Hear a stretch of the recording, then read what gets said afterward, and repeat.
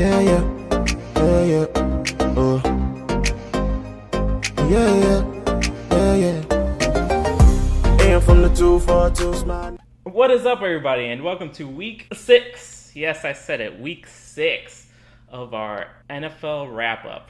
And yes, I am really tiny today, right up there. And you want to know why? Because my partner in crime is away.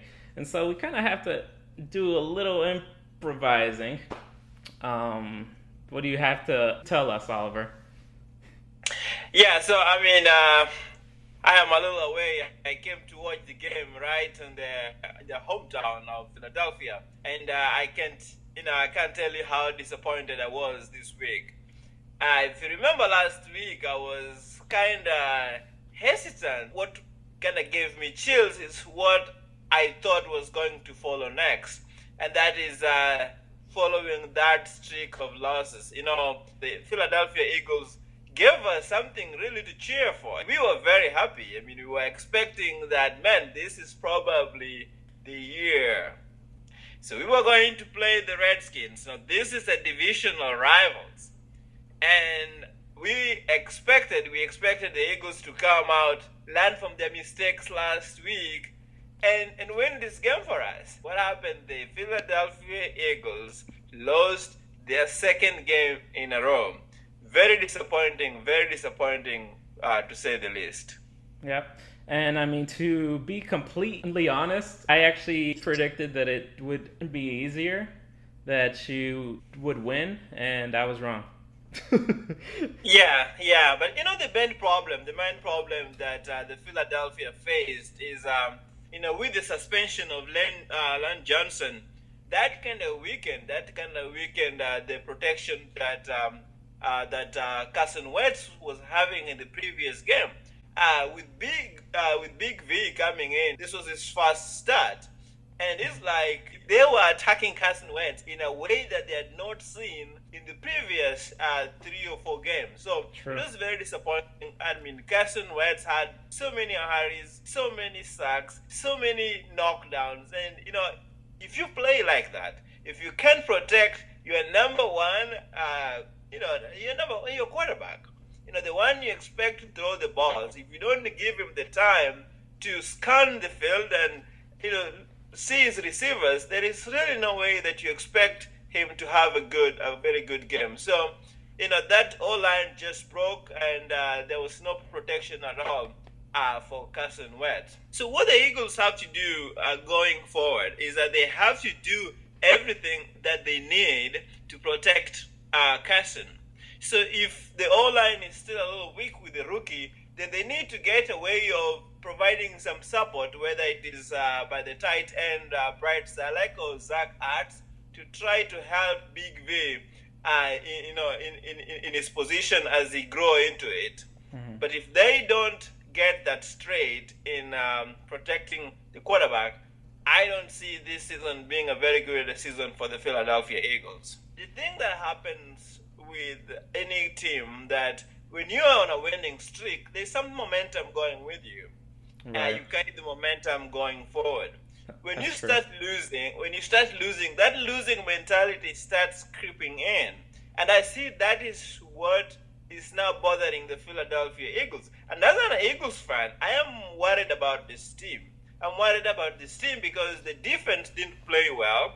They didn't play well against the Detroit Lions. They didn't play well against the Redskins this week.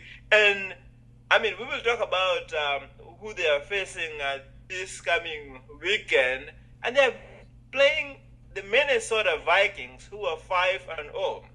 My worry is that my worry is that by the end of this coming weekend, the Eagles will have lost 3 games in a row, which doesn't sound very good. I'm trying to be pessimistic here because I don't want to be disappointed when it's all said and done. So I'll set my bar very, very low, right? I'll set my bar very, very low. So I can count on a loss for this weekend, but I want them to surprise me. But the way they're playing now, I mean, if Matthews only have 75 yards, Nelson Angela only has 3 catches with 34 yards. The offense didn't really have a good game, and I mean, there's no way you expect to win games with all that penalties on the defense. Yeah. No plays, no significant plays in the offense, and the O-line not protecting the quarterback. So it was a complete chaos for the Philadelphia Eagles this week. I was disappointed, and I just don't know what the season has for us anymore. Completely agree. All right, so let's talk about the Cowboys and the Packers. To be honest, I was not expecting the Cowboys to win, and not only did we win, but we beat them by quite a big margin, and to me that's impressive. The score was 30-16. Well, we're going to actually begin with what I believe to be the player of the match, and that was Cole Beasley. He caught 2 touchdowns, and one of them was a little controversial. It was exactly like the catch by Dez in the playoffs, I think 2 years ago. Yeah, so either this is a catch, or that's a catch, or they aren't catches at all. What do you think? Yeah, I think that does. They should have given that catch to Dez 2 years ago. Absolutely, and I told you that. Yes, they should have given. So they did the right thing this time round to give that touchdown to Cole Beasley. The next thing we want to talk about is Prescott had 3 touchdowns, and he got his first interception. I mean, other than that, he had a pretty good match. Do you have any thoughts on that? Yeah, man. Every time I watch Dak Prescott, I just get to fall in love with this player, man. I just gotta add this.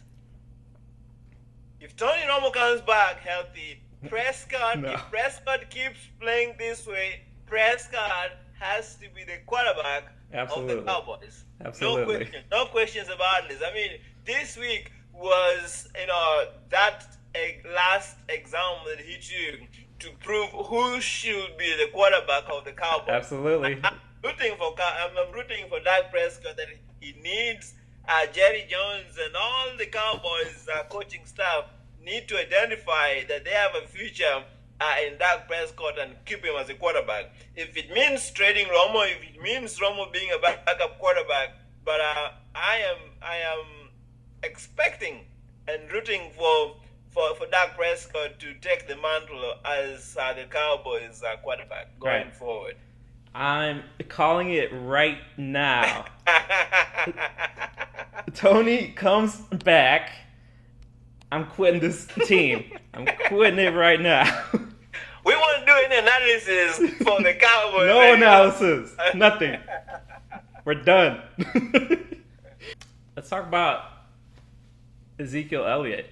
Once again, he averaged over 100 yards. The guy's a tank. I don't know what to tell you anymore. He's impressive. Actually, let me tell you exactly what he got. Ezekiel Elliott with 157 yards.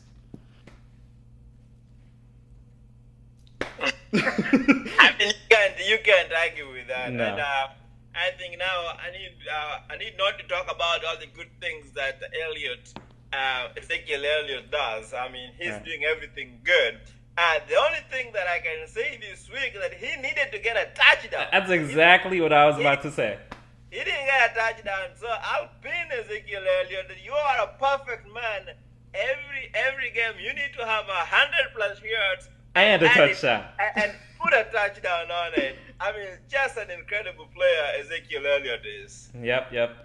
All right, for my last topic, let's talk about Bryce Butler.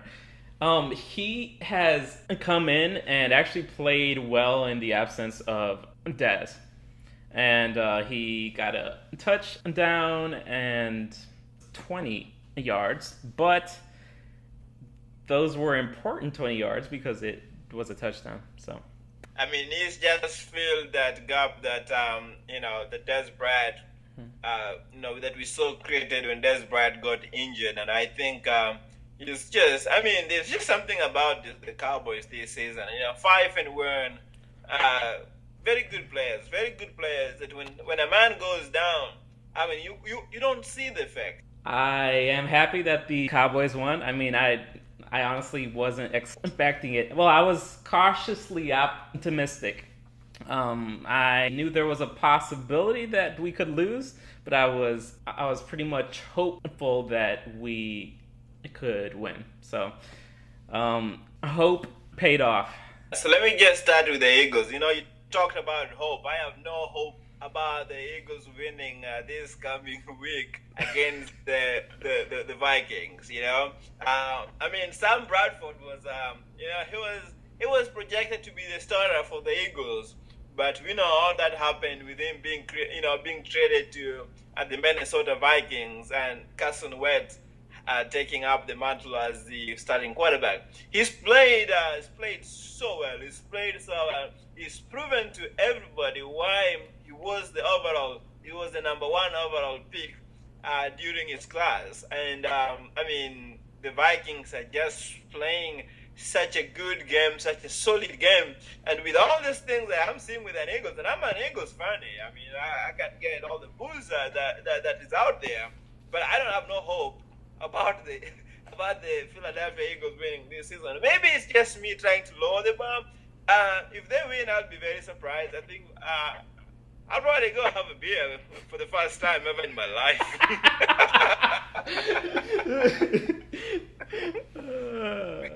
All right, so the Cowboys are playing nobody. They have a bye week, so I'll be chilling, resting in my laurels, and we'll be watching the Eagles. We'll talk to you next week. Peace. Somebody say I can't make it in life, then I tell them you lying. And even when the hope disappears, I gotta pray and you gotta keep trying, keep trying.